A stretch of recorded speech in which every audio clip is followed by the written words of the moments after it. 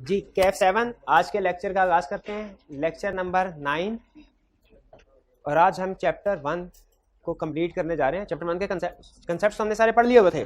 हाँ, कुछ past papers के क्वेश्चन और एमसीक्यूज आएंगे हमारे पेपर में। एमसीक्यूज आएंगे ना 15 मार्क्स, तो हर चैप्टर के बाद हमने एमसीक्यूज की प्रैक्टिस भी करनी है। लेकिन उससे पहले जो आपको असाइनमेंट दी गई थी, सिर्फ 3 क्वेश्चन थे, आपने 10 मिनट में फुड़का दिए होंगे। अपने सामने रख लीजिए क्वेश्चन अपने सामने रखिए मेरे भाई। क्वेश्चन किधर है, असाइनमेंट किधर है? असाइनमेंट किधर है? एक बाकी क्वेश्चंस, असाइनमेंट किधर है? नहीं, क्यों नहीं की असाइनमेंट किधर है? असाइनमेंट किधर है आपकी? शाबाश शाबाश। असाइनमेंट आपकी असाइनमेंट नहीं है। असाइनमेंट किधर? नहीं की असाइनमेंट तो ढूंढने से भी नहीं मिलेगी। किधर की है फिर? किधर खो गई असाइनमेंट आपकी? नहीं, वो पेज खा रहा था। जुबानी नहीं असाइनमेंट होती मेरे भाई कोई। आपकी असाइनमेंट किधर है? असाइनमेंट। चलिए डिस्कशन स्टार्ट करते हैं क्वेश्चंस की। अच्छा देखिए, उससे पहले प्रीवियस लेक्चर्स में, बल्कि इस चैप्टर में कोई भी क्वेश्चन पूछना चाहते हो तो पूछ लीजिए वन बाय वन।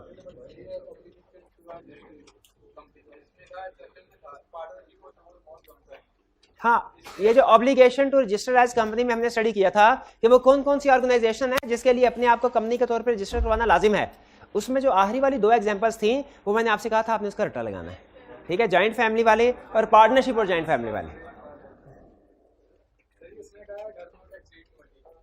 हाँ जी, आंखें बंद कर ले तो नहीं, आंखें बंद करके रटा लगता है। एक दफा पहले पढ़ लें, फिर उसका आंखें बंद करके दोहराते जाएं, ऐसे तो रटा लगता है। ठीक है, वो जैसे भी लिखा हुआ है ना, 20 लिखा हुआ, हमें 20 याद कर ले रटा। इसको आपने गौर फिक्र नहीं करना, ठीक है? पहले वाले 2 बताइए, पहले वाले 2 क्लियर हो गए, एक्सेप्शन आपको ठीक जी। सर जो सोसाइटी में था उसमें हमने बॉडी कॉर्पोरेट में 2 एक्सेप्शंस पढ़ी थी, कोऑपरेटिव सोसाइटी और statutory body under federal government की। तो सर कि ये एक्सेप्शंस इसी की बात हो रही है सोसाइटी में? हाँ जी बिल्कुल, कि अगर कोई कोऑपरेटिव सोसाइटी किसी दूसरे लॉ में जो उसका अपना कोऑपरेटिव सोसाइटी को डील कर रहा हो उसके मुताबिक रजिस्टर्ड है, तो उसको फिर हम कंपनी लॉ में नहीं छेड़ते। हमारा जनरल रूल है, उसको फिर हम कहते हैं जो तुम्हारे कोऑपरेटिव सोसाइटी है, जिस लॉ में तुम रजिस्टर्ड हो, उसमें जो कुछ लिखा होगा उसके मुताबिक तुम्हारे साथ डीलिंग होगी। हाँ जी बिल्कुल। और कोई क्वेश्चन? एक मिनट जी। एसोसिएशन ऑफ पर्संस पे पार्टनरशिप एक्ट नहीं लगता, ये मेरा ख्याल है इनके लिए सोसाइटीज एक्ट होता है, इनके ऊपर अलग से वो अप्लाई होता है। पार्टनरशिप जब तक आप एज पार्टनरशिप बिजनेस को रजिस्टर नहीं करवाएंगे, ठीक है, या पार्टनरशिप एग्रीमेंट नहीं करेंगे, आपकी पार्टनरशिप क्रिएट नहीं होती। पार्टनरशिप एक्ट नहीं लगता उसके ऊपर। और कोई क्वेश्चन?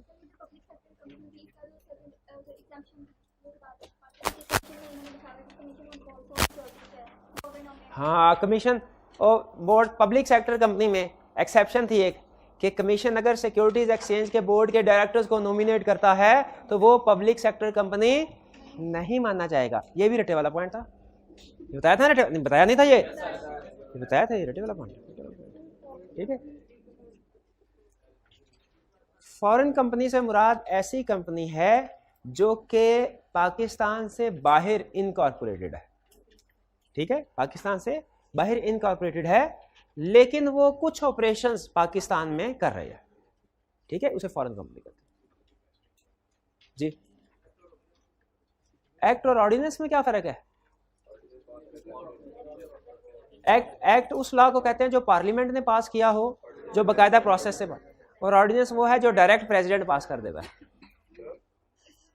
ये तो बिजनेस लॉ में आपका टॉपिक होता था, उसमें पढ़ते थे कि अभी भी उधर ही ऑर्डिनेंस की लाइफ कितनी होती थी? 120 डेज। हाँ जी जी। स्पेशल रेजोल्यूशन की एग्जांपल्स? अच्छा हाँ, ये एग्जाम पॉइंट ऑफ से इंपॉर्टेंट है ये क्वेश्चन। देखें, फैसले जब भी होते हैं कंपनी के अंदर, कॉर्पोरेट वर्ल्ड में, कोई इंडिविजुअल बंदा, चाहे वो डायरेक्टर हो चाहे शेयर होल्डर हो, वो खुद से फैसले नहीं करता, बल्कि सारे लोग मिलकर फैसले करते हैं। एग्रीड? डायरेक्टर्स की मीटिंग में भी फैसले होते हैं और जनरल मीटिंग में भी फैसले होते हैं। डायरेक्टर्स की मीटिंग में जो फैसले होते हैं, डिसीजन पास होते हैं, वो होते हैं मेजोरिटी की बेस पे। नॉर्मल जबान में हम जिसे लफ्ज कहते हैं डिसीजन, लॉ में उसके लिए वर्ड यूज होता है रेजोल्यूशन। तो बोर्ड मीटिंग में जितनी भी रेजोल्यूशंस पास होती हैं, जितने भी डिसीजंस होते हैं, वो सारे के सारे मेजोरिटी की बेस पे होते हैं।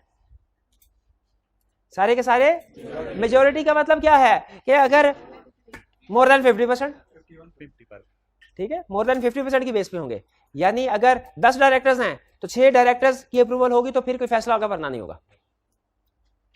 डायरेक्टर्स की मीटिंग में जितने भी रेजोल्यूशंस हैं मेजोरिटी की बेस पे पास होंगी, लेकिन शेयर होल्डर्स की मीटिंग, मेंबर्स की मीटिंग, जिसे हम लॉ में क्या कहते हैं, जनरल मीटिंग, जनरल मीटिंग में जो फैसले होते हैं वो दो तरह के होते हैं, एक वो जो बहुत अहम होते हैं और एक वो जो निस्बतन कम अहम है। जो निस्बतन कम अहम है वो मेजोरिटी की बेस पे ही हो जाते हैं, जैसे डायरेक्टर्स की मीटिंग में, लेकिन जो निस्बतन ज्यादा अहम मामलात हैं वो 3/4 की अप्रूवल से मैटर्स पास होते हैं। 3/4 मेजोरिटी से कोई रेजोल्यूशन जब पास हो उसे कहते हैं स्पेशल रेजोल्यूशन। यानी अगर किसी कंपनी के फर्ज कीजिए 500 मेंबर्स हैं तो स्पेशल रेजोल्यूशन पास करने के लिए कितने वोट चाहिए, कितनों के वोट चाहिए, कैलकुलेट करके बताएं। 375। और ऑर्डिनरी रेजोल्यूशन पास करने के लिए कितने वोट चाहिए, 250। इसका मतलब है स्पेशल रेजोल्यूशन पास करने के लिए ज्यादा वोट चाहिए। तो लॉ ने कहा है कि जो ज्यादा अहम मामलात होंगे ना वो कैसे डिसाइड होंगे, शेयर होल्डर्स की मीटिंग में स्पेशल रेजोल्यूशन के जरिए से। जो रूटीन के मामलात हैं वो ऑर्डिनरी रेजोल्यूशन के जरिए से। अब अगला क्वेश्चन, कौन से मैटर्स ऑर्डिनरी रेजोल्यूशन से डिसाइड होते हैं, कौन से मैटर्स स्पेशल रेजोल्यूशन से डिसाइड होते हैं। लॉ ने इसकी लिस्ट हमें बना के दी हुई है, लॉ ने हमें इसकी लिस्ट बना के दी हुई है। जैसे मुझे बताइए, फाइनेंशियल स्टेटमेंट्स कंपनी की हर साल बनती हैं, तो फाइनेंशियल स्टेटमेंट की कंसीडरेशन, डिविडेंड का डिसीजन हर साल होता है, डिविडेंड के बारे में जो डिसीजन मेकिंग होती है ऑर्डिनरी रेजोल्यूशन से, ठीक है। डायरेक्टर्स रिपोर्ट हर साल बना के शेयर होल्डर को भिजवाई जाती है, डायरेक्टर्स रिपोर्ट की कंसीडरेशन ऑर्डिनरी रेजोल्यूशन से। लेकिन मेमोरेंडम और आर्टिकल्स की अल्टरेशन क्या ये हर साल होती है, ये कभी कभार होती है बवक्त जरूरत। तो अगर मेमोरेंडम ऑफ एसोसिएशन और आर्टिकल्स ऑफ एसोसिएशन में किसी किस्म की अल्टरेशन करवानी हो, चेंज करवानी हो, तो उसके लिए कौन सी रेजोल्यूशन पास होगी, स्पेशल रेजोल्यूशन। तो ऑर्डिनरी रेजोल्यूशन और स्पेशल रेजोल्यूशन में फर्क समझ आ गया आपको, ठीक है। किसके लिए ज्यादा वोट चाहिए, स्पेशल रेजोल्यूशन के लिए। तो मुझे बताइए, अगर डायरेक्टर्स की मीटिंग में, जिसे बोर्ड मीटिंग भी कहते हैं, अगर कोई हाईली इंपॉर्टेंट मैटर हो तो वो ऑर्डिनरी रेजोल्यूशन से पास होगा या स्पेशल रेजोल्यूशन से? गलत, गलत। ये ऑर्डिनरी रेजोल्यूशन और स्पेशल रेजोल्यूशन के में जो टर्म्स है ना, ये जो डिफरेंस है, ये सिर्फ शेयर होल्डर्स की मीटिंग के, जनरल मीटिंग के लिए यूज होता है। बोर्ड मीटिंग में सिर्फ एक ही तरह की रेजोल्यूशन होती है, ऑर्डिनरी, बस, ठीक है, सिंपल मेजोरिटी। ये चीज ध्यान में रखिएगा। क्लियर हो गया फर्क जी मेरे भाई, ऑर्डिनरी रेजोल्यूशन और स्पेशल। और कोई क्वेश्चन जी? बोर्ड मीटिंग का डिसीजन कुछ और हो, जनरल मीटिंग का डिसीजन कुछ और हो। अब जनरल रूल बता रहा हूं, जनरल रूल किसकी चलेगी, जनरल मीटिंग की, शेयर होल्डर्स की, शेयर होल्डर मालिक जी। कंपनी तो डायरेक्टर चला रहा है, लेकिन डायरेक्टर को कौन चला रहा है, डायरेक्टर को कौन पॉइंट करता है वाला, शेयर होल्डर्स। अगर डायरेक्टर्स के फैसलों से शेयर होल्डर खुश नहीं है, शेयर होल्डर डायरेक्टर्स को रिमूव कर सकते हैं, शेयर होल्डर्स डायरेक्टर्स को रिमूव कर सकते हैं, ठीक है। लेकिन अच्छा, इसमें एक फर्क ध्यान में रखिएगा, इसका यह मतलब नहीं है कि डायरेक्टर ने जो काम करने थे शेयर होल्डर्स उनको रिमूव करके खुद काम करना शुरू हो जाएंगे, नहीं, बल्कि शेयर होल्डर्स क्या करेंगे, अगर कोई डायरेक्टर उन्हें पसंद नहीं है, उनकी मर्जी के मुताबिक काम नहीं करता, उसको रिमूव करके उसकी जगह पे अपना कोई बंदा अपॉइंट करेंगे और वो बंदा उनके बिहाफ पे काम करेगा, ठीक है। क्लियर हुए बात? शेयर, जैसे हमने कंसेप्ट पढ़ा था ना कि शेयर होल्डर कंपनी को ओन करते हैं, कंपनी आगे एसेट्स को ओन करती है, शेयर होल्डर्स डायरेक्ट एसेट्स को ओन नहीं करते। उसी तरह शेयर होल्डर्स डायरेक्टर्स को अपॉइंट करते हैं, डायरेक्टर्स कंपनी रन करते हैं, share holders direct company run नहीं कर सकते। लेकिन अगर शेयर होल्डर्स को डायरेक्टर से इख्तलाफात हो तो वो डायरेक्टर्स को रिमूव करके अपनी मर्जी के डायरेक्टर्स अपॉइंट कर सकते हैं, लेकिन डायरेक्ट मामलात को मैनेज नहीं कर सकते वो शेयर होल्डर। क्लियर हुई है बात? हाँ, एक केस है जिसमें 1% शेयर होल्डर भी हो, डायरेक्टर भी हो, तो वो फिर अपनी मर्जी के मुताबिक काम कर सकते जी। क्या डायरेक्टर्स जो चेंज होंगे स्पेशल रेजोल्यूशन से होंगे? मेरा ख्याल है कि ये कोई स्पेशल रेजोल्यूशन ही होनी चाहिए, लेकिन अभी मैं इसके ऊपर कोई कमेंट नहीं दे रहा। लेकिन मेरा ख्याल है कि ये कोई अहम चीज़ है, डायरेक्टर्स का रिमूव होना, ठीक है। अगर आप मुझे कहते हैं ना सर चीफ एग्जीक्यूटिव का रिमूव होना, मैं फौरन कहता यस, चीफ एग्जीक्यूटिव का रिमूव करना चाहते हैं, कर सकते हैं स्पेशल रेजोल्यूशन के जरिए से। चीफ एग्जीक्यूटिव का रिमूव करना छोटी मोटी बात है क्या? चीफ एग्जीक्यूटिव को इजी ले लिया आपने? चीफ एग्जीक्यूटिव को छोटा बड़ा बंदा होता है क्या? नहीं, वो तो पूरी कंपनी को रन कर रहा है। चीफ एग्जीक्यूटिव को रिमूव करना हो कर सकते हैं, यस। कैसे? स्पेशल रेजोल्यूशन से। डायरेक्टर्स को रिमूव करना चाहे कर सकते हैं, यस। कैसे? मुझे लग रहा है कि कोई स्पेशल किस्म की रेजोल्यूशन होगी। स्पेशल रेजोल्यूशन नहीं कह रहा, क्या कह रहा हूँ? स्पेशल किस्म की रेजोल्यूशन होगी डायरेक्टर को रिमूव करने के लिए। नहीं नहीं, अपॉइंट करना रूटीन का मैटर है, रिमूव करना स्पेशल मैटर है। अच्छा, लॉ में दो टर्म्स होते हैं, रिमूव, एक होता है रिटायर। वैसे अब आप क्वेश्चन पूछ रहे हैं ना, तो मैंने कहा मैं भी, क्योंकि आज पढ़ने के लिए जरा कम है, तो मैंने कहा बजाय ये कि क्लास जल्दी ऑफ कर दी जाए थोड़ा पढ़ा के, क्यों ना आप जो क्वेश्चन पूछ रहे हैं बहाने से कुछ नमाज नहीं, तो जब क्लास पूरे टाइम पे खत्म होती है तब नमाज अदा नहीं करते आप? तब भी तो करते हैं नहीं, बाद में भी वाजिब जमात, मैं भी बाद में पढ़ता हूँ, आपके साथ ही पढ़ता हूँ, अकेले नहीं पढ़ता। वो हमारे टीए भाई जो है वो मामद कराते हैं, ऐसे ना करें यार। मैं भागे कहाँ चला गया था? मैं नमाज पढ़ के गया था। क्या था? हाँ, रिमूवल और रिटायरमेंट है क्लास में कोई स्टूडेंट जो दोनों का फर्क बता सके? क्या है? रिटायरमेंट है अपना टेन्योर, अपनी टर्म पूरी होने पे घर जाना, और रिमूवल का मतलब क्या है? रिमूव करता। अगर प्राइम मिनिस्टर 5 साल पूरे करे हम क्या कहेंगे? क्या रिटायर हुआ। और अगर उससे पहले घर भेज दिया जाए रिमूव कर दिया गया। ठीक है, रिटायर और रिमूवल में फर्क। ये एग्जाम का क्वेश्चन आएगा ना, उसमें ध्यान में रखिएगा ये डिफरेंस। और की क्वेश्चन शाबाश, पूछ ले। अच्छा, पहले पूछ रहे थे बेतहाशा। ठीक है, अगर कोई member part of board of director हो तो क्या ये पॉसिबल है? हाँ, ये पॉसिबल है। क्या पॉसिबल है? कि कोई एक बंदा at the same time share holder भी हो और डायरेक्टर भी हो, ये बिल्कुल पॉसिबल है। उसको रिमूव करेंगे तो एज डायरेक्टर रिमूव कर सकते हैं, शेयर होल्डर तो नहीं ना है, शेयर होल्डर तो नहीं। ठीक है, और ऑल पब्लिक कंपनीज की लाइबिलिटी लिमिटेड होती है क्या? नहीं, उसमें तो अनलिमिटेड कंपनीज भी हो सकती हैं, लेकिन और लिमिटेड कंपनीज की लाइबिलिटी लिमिटेड होती है। नहीं, पब्लिक कंपनी की आगे फर्दर डिफरेंट टाइप्स है। लिमिटेड बाय शेयर हो सकती है, उसके एंड में वर्ड लिमिटेड आता है। लिमिटेड बाय गारंटी हो सकती है, उसके एंड में वर्ड लिमिटेड आता है। अनलिमिटेड हो सकती है, उसके एंड में वर्ड लिमिटेड नहीं आता, बल्कि कौन सा आता है? अनलिमिटेड। ठीक है, तो वो उसमें पब्लिक कंपनी की तीनों टाइप्स है ना, तो उसने वो एमसीक्यूज में 2 टाइप्स को कवर किया, एक को नहीं किया हुआ। प्राइवेट कंपनी में भी सिमिलर, लिमिटेड बाय शेयर भी हो सकती है, लिमिटेड बाय गारंटी भी हो सकती है, अनलिमिटेड भी। इनकॉर्पोरेशन और रजिस्ट्रेशन दोनों 100% सेम टर्म्स हैं, एक ही मतलब है इनकॉर्पोरेशन और रजिस्ट्रेशन का।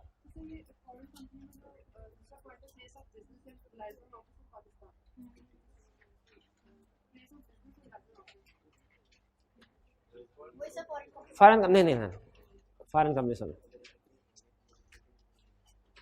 एक है पाकिस्तानी कंपनी, वो कौन सी कंपनी है?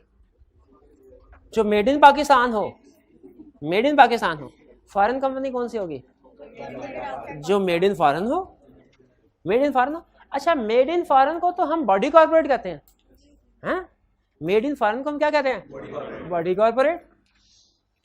तो जब उसके लिए लफ्ज बॉडी कॉर्पोरेट था, जो कंपनी पाकिस्तान से बाहर इनकॉर्पोरेट हुई हैं उनके लिए लफ्ज बॉडी कॉर्पोरेट था, तो फिर फॉरेन कंपनी का कंसेप्ट इंट्रोड्यूस कराने की क्या जरूरत थी? इसलिए कि सारी फॉरेन कंपनीज पाकिस्तान में ऑपरेट नहीं करती। ऑपरेट करने से मुराद पाकिस्तान में कोई ना कोई ऑफिस होना उनका, ठीक है, एक्टिविटीज होना। जैसे ऊबर पाकिस्तानी कंपनी नहीं है ना, ठीक है, लेकिन पाकिस्तान में बिजनेस। अच्छा, अगर आप देखें तो बेसिकली ये सॉफ्टवेयर के जरिए से बिजनेस करते हैं। एक है ऊबर, बेसिकली एक सॉफ्टवेयर जिसके जरिए से सारे कनेक्टेड है, लेकिन फिर भी इनका कुछ ना कुछ एक ब्रांच या लाइजॉन ऑफिस है। तो उदाहरण कोई ड्राइवर कोई जुर्म में मुलवस हो तो वहाँ पे उनका सारा रिकॉर्ड रखा जाता है, उनकी हायरिंग रिक्रूटमेंट वगैरह का प्रोसेस होता है। लेकिन कंपनी की मैनेजमेंट वगैरह दूसरे लोग, higher management, CFO CEO Pakistan में डायरेक्टर नहीं बैठते। तो ये कंपनी और वो कंपनी जो है पाकिस्तान से बाहर रजिस्टर, पाकिस्तान से बाहर रहती है और पाकिस्तान से उसका लेना देने को नहीं। जैसे आपने बताया टाटा कंपनी, टाटा कंपनी की कोई प्रोडक्ट, कोई ब्रांच पाकिस्तान में नहीं है, लेकिन वो एक कंपनी तो है इंडियन लॉ के मुताबिक। तो उसके लिए फिर हम वर्ड यूज कर देते हैं बॉडी कॉर्पोरेट। और ऐसी कंपनी जो है वो भी बाहर रजिस्टर्ड, लेकिन पाकिस्तान में ऑपरेशंस की हैं, कोई भी किसी किस्म के ऑपरेशंस हैं, प्लेस ऑफ बिजनेस है, लाइजन ऑफिस है, ब्रांच ऑफिस है, फिर उसके लिए हम क्या नाम यूज करते हैं? फॉरेन कंपनी, डिफरेंशिएट करने के लिए। ठीक है, एक गोरा वो है जो बाहर पैदा हुआ बाहर ही मर गया, एक गोरा जो बाहर पैदा हुआ और पाकिस्तान में आया, वो दोनों पाकिस्तान में आके मर गया। दोनों गोरों में उन्होंने फर्क रखा हुआ है। ठीक है, बाहर वाले को जो बाहर जाता है बॉडी कॉर्पोरेट, इधर वाले को कह दिया फॉरेन कंपनी।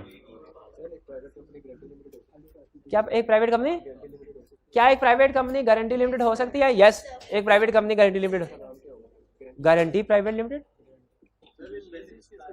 जी। एम्बेसीज फॉरेन कंपनी नहीं होगी, वो तो गवर्नमेंट के अंडर आते हैं। हाँ, वो पब्लिक सेक्टर कोई ऑर्गेनाइजेशन, कोई ऑफिस होगा, कंपनी नहीं होगी वो। और क्या क्वेश्चन? शेयर रजिस्ट्रार क्या होता है? ये आपने पढ़ा कहाँ? ऑफिस, वो ऑफिसर्स की डेफिनेशन में। अच्छा, बाकी की टर्म समझ आ गई? नहीं, बाकी की टर्म समझ आ गई? शेयर रजिस्ट्रार मैं बताता हूँ। प्राइवेट कंपनी, क्या प्राइवेट कंपनी के शेयर होल्डर शेयर ट्रांसफर कर सकते हैं? खागे मार। राइट रिस्ट्रिक्टेड है, प्रोहिबिटेड नहीं है। ट्रांसफर कर सकते हैं लेकिन इजाजत के साथ, इजाजत के साथ। जैसे आपने बिजनेस लॉ में अगर पढ़ा हुआ है तो वहां पे कंसेप्ट होता था, क्या एक पार्टनर अपना हिस्सा किसी दूसरे को बेच सकता है? तो था यस, बेच सकता है लेकिन इजाजत के साथ। अब पहले एग्जिस्टिंग पार्टनर से पूछ लो, अगर वो खरीदना चाहते हो तो उनको बेचो, नहीं तो फिर बाहर की तरफ जाओ। ठीक है, तो इसी तरह का कंसेप्ट है कि प्राइवेट कंपनी में शेयर होल्डर शेयर को ट्रांसफर कर, लेकिन राइट रिस्ट्रिक्टेड है, यानी उसे पहले अपने डायरेक्टर शेयर होल्डर से इजाजत लेनी पड़ेगी, फिर ट्रांसफर कर सकता है। पब्लिक कंपनी में ये राइट रिस्ट्रिक्टेड नहीं है, आप जब चाहे किसी को भी शेयर ट्रांसफर। लेकिन पब्लिक कंपनी की भी दो टाइप्स हैं, लिस्टेड और अनलिस्टेड। अनलिस्टेड में ज्यादा ट्रांसफर ऑफ शेयर्स नहीं होता, लेकिन लिस्टेड कंपनी के शेयर्स चूंकि स्टॉक एक्सचेंज में लिस्टेड होती है और वहां पे हजारों लाखों इन्वेस्टर डेली बेसिस पे मौजूद होते हैं, तो लिस्टेड कंपनी के shares minutes, with in minutes, thousands और बाज़ औक़ात मिलियंस ऑफ शेयर बिकते हैं, उसमें ट्रांसफर बहुत इजीली हो जाता है। अच्छा, अब एक लिस्टेड कंपनी के डेली बेसिस के ऊपर स्टॉक एक्सचेंज में शेयर बिक रहे हैं और सैकड़ों ट्रांजैक्शन बाज़ औक़ात हो रही होती है। अगर ये सारे काम कंपनी खुद हैंडल कर रही हो, पुराने जमाने में कंपनी खुद करती थी, तो कंपनी तो सारा दिन यही हैंडल करती रहेगी। रोज के 100 आएंगे कस्टमर और कहेंगे शेयर हमारे नाम पे ट्रांसफर कर दो। तो इसीलिए शेयर को ट्रांसफर करवाने के लिए कंपनीज ने इस फंक्शन को आउटसोर्स किया होता है। आउटसोर्स समझते हैं कि किसी और बंदे को कहा भाई तुम हमारे बिहाफ पे ये बुक मेंटेन करो। जो रजिस्टर ऑफ मेंबर्स है ना, जिसमें कंपनी के सारे मेंबर्स के नाम और उनके शेयर होल्डर्स लिखे होते हैं, वो रजिस्टर ऑफ मेंबर दे देते हैं उस बंदे को, और उसे क्या कहते हैं कि शेयर ट्रांसफर करने का काम अब तुमने करना है। जब कोई पुराना बंदा नए बंदे को शेयर ट्रांसफर करता है, वो क्या करते हैं, रजिस्टर ऑफ मेंबर में से पुराने शेयर होल्डर्स का नाम काट दिया और नए शेयर होल्डर का नाम लिख दिया और उसके शेयर्स लिख दिए कितने खरीदे हैं उसने। तो इस पर्सन को जो ये काम करता है इसे क्या कहते हैं, शेयर रजिस्ट्रार। ये याद रखिए लिस्टेड कंपनीज का होता है। ब्रोकर ये चीज नहीं है, ब्रोकर है जो स्टॉक एक्सचेंज में बैठा होता है, ब्रोकर और चीज है, उसका कंपनी के साथ डायरेक्ट लिंक नहीं होता। शेयर रजिस्ट्रार का कंपनी के साथ डायरेक्ट लिंक होता है, ये कंपनी ने अपॉइंट करना। अच्छा, अगर समझ आया तो मुझे बताइए शेयर रजिस्ट्रार किस तरह की कंपनीज के लिए रिक्वायर्ड है, private, public, listed, unlisted? Listed companies के लिए। ठीक है, वो हमेशा लिस्टेड पब्लिक ही होती है, प्राइवेट कभी लिस्टेड कंपनी नहीं होती। क्लियर हो गया शेयर रजिस्ट्रार? और कोई क्वेश्चन? स्टॉक एक्सचेंज सिर्फ आपको एक जगह प्रोवाइड करती है जहां पे बायर और सेलर्स मिलके है, मार्केट है सिर्फ।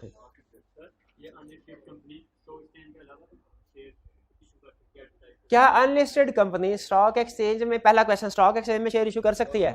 नहीं। क्या स्टॉक एक्सचेंज के अलावा शेयर इशू कर सकती है? यस। स्टॉक एक्सचेंज में तो जनरल पब्लिक बैठी है ना, और आपको पता है कि सिर्फ लिस्टेड कंपनी जनरल पब्लिक को शेयर इशू कर सकती है।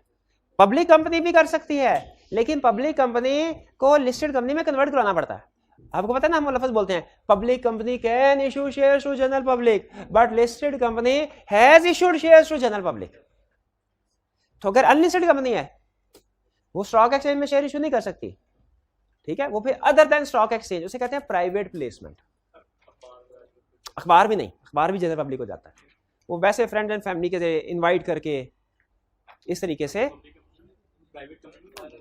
प्राइवेट कंपनी भी इस तरह करती है। अब मैं एक टेक्निकल सेंटेंस बोलने लगा, मुझे पूरी उम्मीद है आपको कोई समझ नहीं आएगा, लेकिन फिर भी शायद कि अगर ये समझ आ गया तो आपको आपके सवाल का जवाब मिल जाएगा। प्राइवेट कंपनी हमेशा प्राइवेट प्लेसमेंट के जरिए शेयर इशू करेगी, ये बात समझ आई।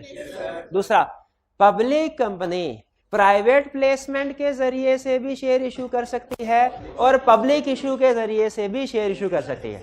ये समझ आई बात? हो गया क्लियर? ये हमारा एक प्रोस्पेक्टस का चैप्टर है, उसमें ये कंसेप्ट यूज होता है। अगर आपको समझ आ गया तब बहुत अच्छा। और क्या क्वेश्चन?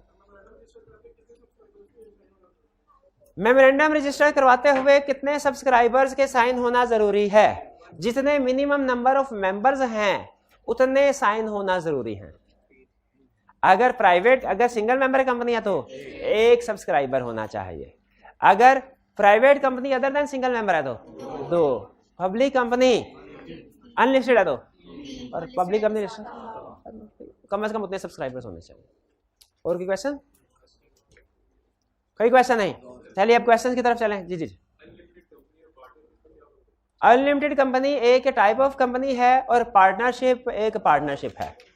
चलता है नहीं, ये फर्क बिल्कुल ठीक बताया। द रजिस्ट्रार,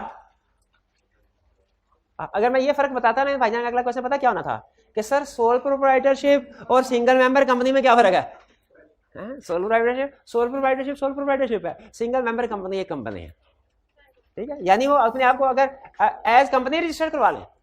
असल में एससीसीपी चाहता है ज्यादा से ज्यादा बिजनेस ऑर्गेनाइजेशन कंपनी फार्म में अपने आप को कन्वर्ट करवाएं, तो उसने हर एक को ऑफर की हुई है। जिसके 2-3 मेंबर्स हैं वो भी कंपनी के तौर पर रजिस्टर करवा सकते हैं। एक मेंबर वाली कंपनी, एक मालिक वाली एक ऑर्गेनाइजेशन, वो भी अपने आप को कंपनी के तौर पर रजिस्टर करवा सकते हैं, ठीक है। तो अगर तो आप सोल प्रोप्राइटर है लेकिन चाहते हैं जरा company form of business enjoy करें तो क्या करें? एसएमसी बना लें। और अगर आप पार्टनरशिप हैं और चाहते हैं कि company form of business enjoy करें, क्या करें? अनलिमिटेड कंपनी बना लें, ठीक है। और अगर आप पार्टनरशिप है और चाहते हैं लिमिटेड लायबिलिटी करवा लें तो लिमिटेड कंपनी करवा लें, प्राइवेट या पब्लिक। अच्छा 17, the registrar after registering the memorandum and articles of association has issued a certificate of incorporation to Shahbaz limited, a company with an authorised share capital rupees 300 million. Under the companies act 2017 briefly describe the effects of such registration. इस registration के क्या effects हैं? वो body corporate हो गई, separate legal status है, limited liability है, perpetual succession, own seals. हाँ, ये क्या था? Subscriber become member on registration. और एक और भी था, subscribers become holder of initial shares.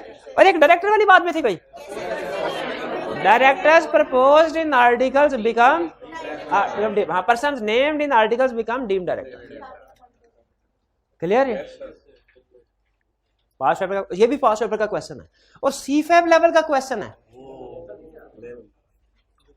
On 29th April 2012, a memorandum of association of AB Limited was filed for registration in the office of registrar. However, on 25 May 2012, a letter from registrar office was received by the subscriber. और ये कैसे letter इसको receive हो सकता है? Registrar को इसका address कैसे पता चला होगा? अच्छा, डॉक्यूमेंट मेमोरेंडम और आर्टिकल डिक्लेरेशन ऑफ कंप्लायंस के साथ एड्रेस फॉर कॉरेस्पॉन्डेंस, हाँ उसी एड्रेस पे उसने लेटर भेजा, इसीलिए एड्रेस लिखा जाता है। Letter from the registrar office was received by the subscribers to the memorandum. ये सब्सक्राइबर क्यों लिखा हुआ है? प्रमोटर्स क्यों नहीं लिखा? क्योंकि साइन कर चुके हैं। मेंबर्स क्यों नहीं लिखा? क्योंकि अभी कंपनी बनी ही नहीं। Subscriber to the in which the registration was refused on ground that objects stated in memorandum were inappropriate. उन्होंने कहा हम रजिस्ट्रेशन नहीं कर रहे, क्यों? आपके मकसद एप्रोप्रिएट नहीं है। Describe what course of action is available to AB Limited in the above situation according to Companies Act. क्या कोर्स ऑफ एक्शन अवेलेबल है? क्या करे? डॉक्यूमेंट्स को रिवाइज कर दे, जो डिफेक्ट है उसको रिमूव करके दोबारा रिवाइज डॉक्यूमेंट्स को फाइल करे। और दूसरा कोर्स ऑफ एक्शन क्या है? अपील करे कमीशन को। कितने दिन के अंदर? 30 दिन के अंदर। और एक चीज और लिखनी है, कमीशन का डिसीजन इस सिलसिले में फाइनल होगा। कमीशन का डिसीजन इस सिलसिले में फाइनल होगा, इसके खिलाफ अपील भी नहीं हो सकती। नहीं, identify which of the following organisation are required to be registered as a company under companies act 2017। वो अब आपको पता है ना वही कंसेप्ट कि कौन कौन सी ऑर्गेनाइजेशन के लिए एज कंपनी रजिस्टर्ड होना लाजमी है, याद है? 20 पार्टनरशिप और association of person for gain more than 20% हो तो कंपनी के तौर पर रजिस्टर होना लाजमी है। लेकिन इसकी एक्सेप्शन थी cooperative society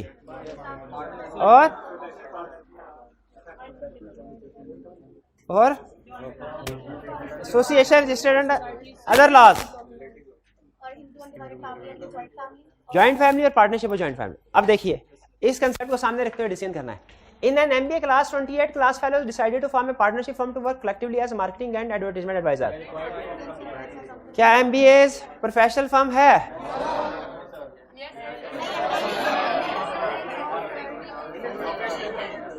MBS firm of professionals नहीं है, इसीलिए इनके लिए वो है अकाउंटेंट्स, लॉयर्स।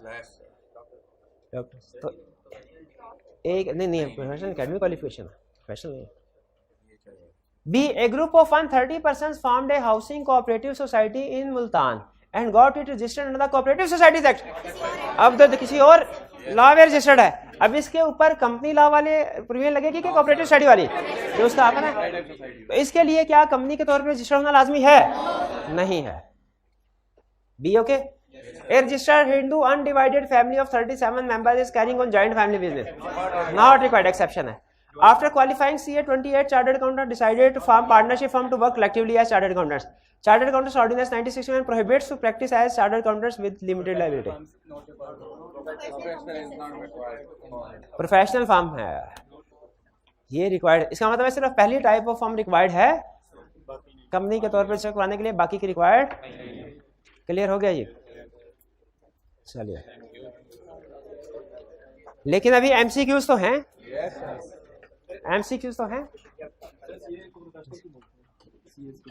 प्रोफेशनल सीएस को प्रोफेशनल, क्योंकि सीए एक प्रोफेशन है। इस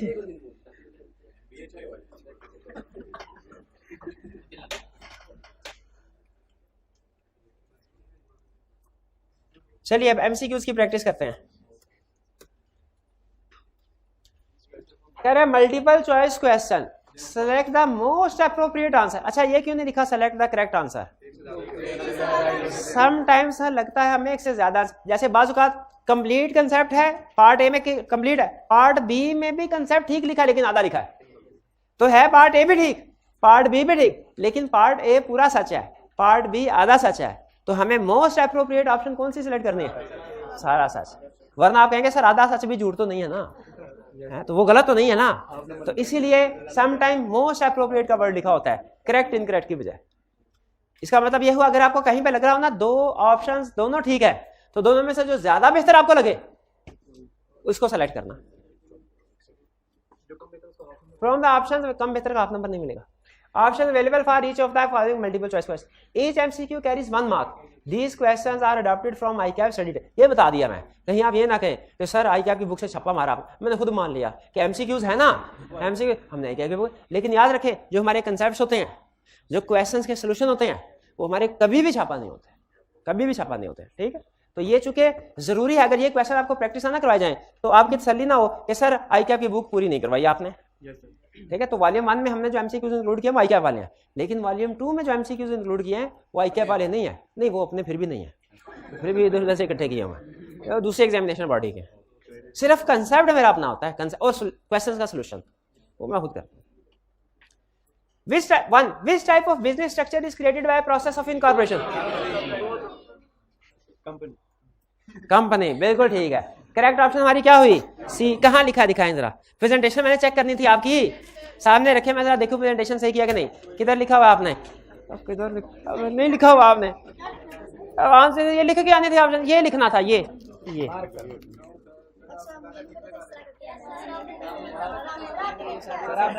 मैंने नहीं बताया था, मैंने नहीं बताया था, मैंने बताया था लेकिन आपने रोजा रखा हुआ था जी। आगे चले, बाहर साथ साथ मैच करते जाएं। तो पहली ऑप्शन क्या हुई? C company. Second, body corporate और corporation includes body corporate a company incorporated under companies act और कंपनी लॉ। अच्छा, कंपनीज एक्ट 2017 तो हो गया, कंपनी लॉ का मतलब क्या है? जो पुराने लॉज भी हैं वो भी शामिल कर लो, 1984 का, 1913 का, ठीक है। तो ये बॉडी कॉर्पोरेट है। एक कंपनी इनकॉर्पोरेटेड आउटसाइड पाकिस्तान, ये भी बॉडी कॉर्पोरेट है। और body corporate declared as body corporate under relevant statute, ये भी बॉडी कॉर्पोरेट है। तो सारी के सारी बॉडी कॉर्पोरेट है। ये तीनों बॉडी कॉर्पोरेट हैं, ये तीनों बॉडी कॉर्पोरेट है। ये नहीं बॉडी कॉर्पोरेट, तो कौन बॉडी कॉर्पोरेट? ये बॉडी कॉर्पोरेट, ठीक है। अच्छा मुझे बताइए, बी वाली डेफिनेशन में क्या ऐड करेंगे तो ये फॉरेन कंपनी बन जाएगा, लाइजॉन ऑफिस, बट ठीक है, ठीक। आगे चलते हैं। मैन में कम एंड मैन में go but the company exist. इंसान आते हैं जाते हैं, कंपनी वही रहती है। This explains which characteristics? Perpetual succession. Perpetual liability तो हमने कभी पढ़ा ही नहीं। कैपेसिटी टू सू, क्या कंपनी सू कर सकती है दूसरे लोगों को? कर सकती है। कंपनी अगर किसी के खिलाफ केस फाइल करेगी, इसे क्या कहेंगे? कंपनी ने क्या किया? सू किया। और अगर कंपनी दो लोगों के खिलाफ केस फाइल करेगी, सू किया। अच्छा, इसके बाद सेपरेट लीगल एंटिटी तो नहीं आएगा।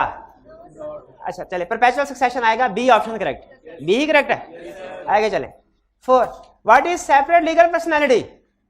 Separate legal personality that the members in general meeting are regarded by law as a person. Members तो पैदा होते नेचुरल पर्सन है, वो तो है ही अलग person. That the board of directors regarded as person. That the company as an entity is regarded by law as a person. Yes, तो इसका करेक्ट ऑप्शन क्या हुआ? सी। डी भी पढ़े थे। D, the managing director of the company is regarded by law as a person. नहीं। अच्छा, managing director आपके लिए एक नई टर्म आ गई, इसको अंडरलाइन कर लें।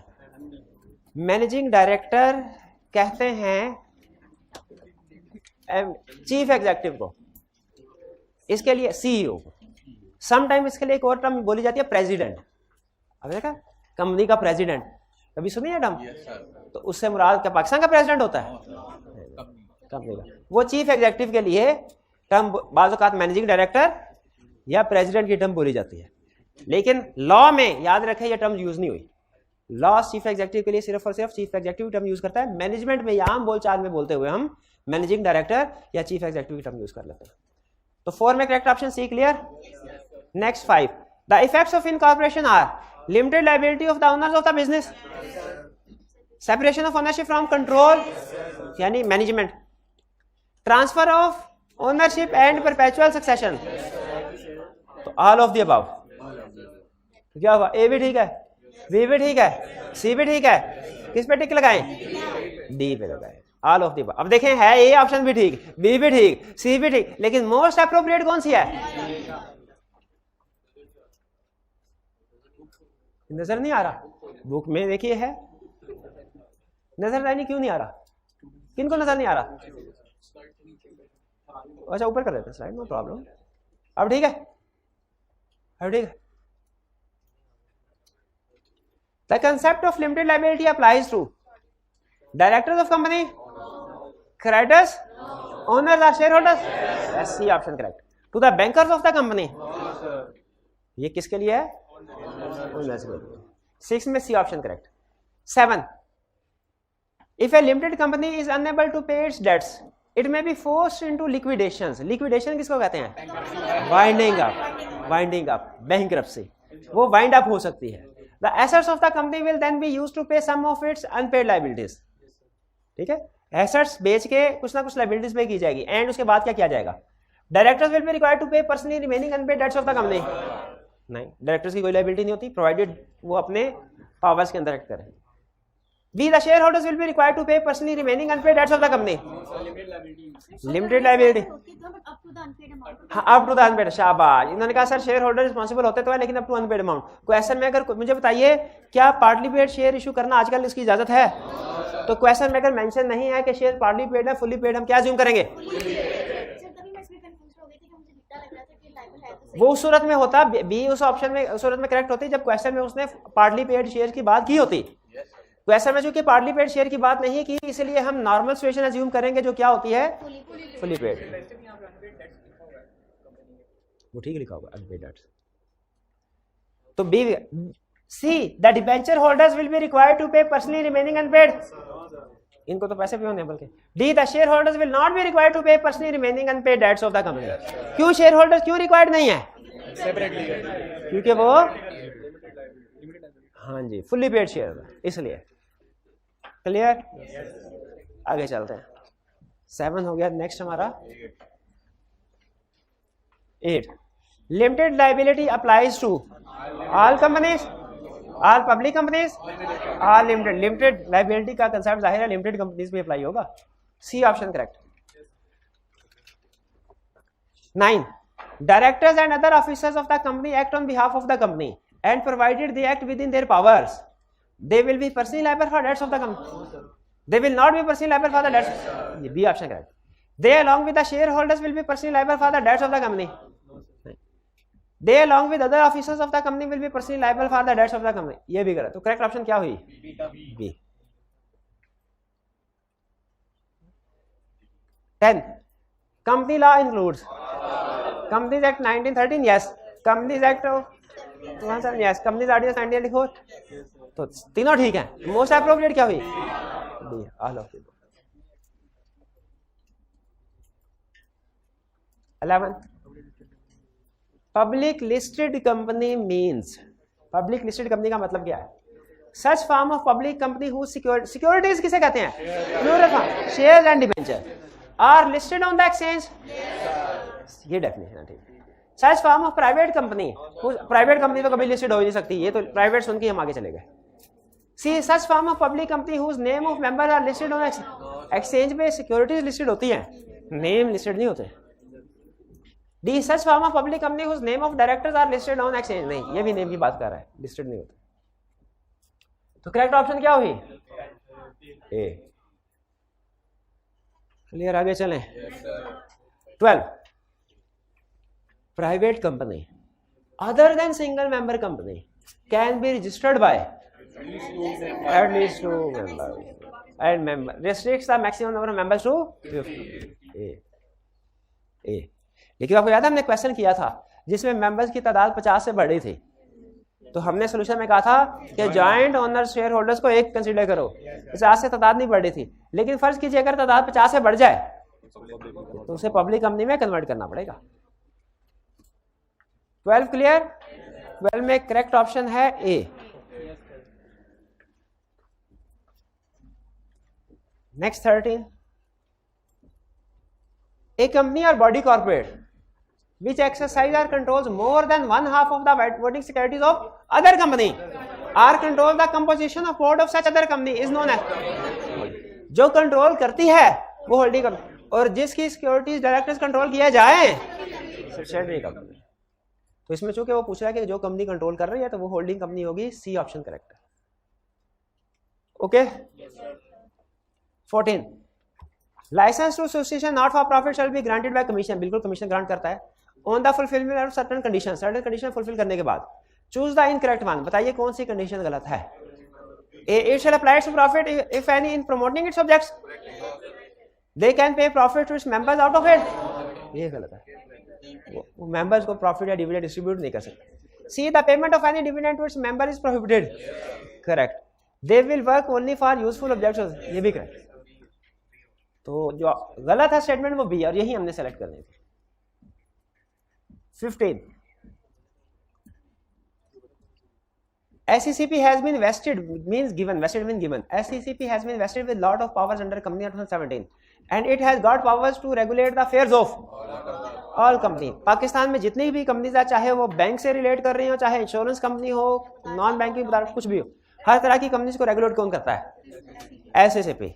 लेकिन स्टेट बैंक एक तरह की कंपनीज को सिर्फ रेगुलेट करता है, बैंकिंग कंपनीज को, लेकिन कमीशन इसका मतलब है बैंक्स के दो रेगुलेटर्स हैं।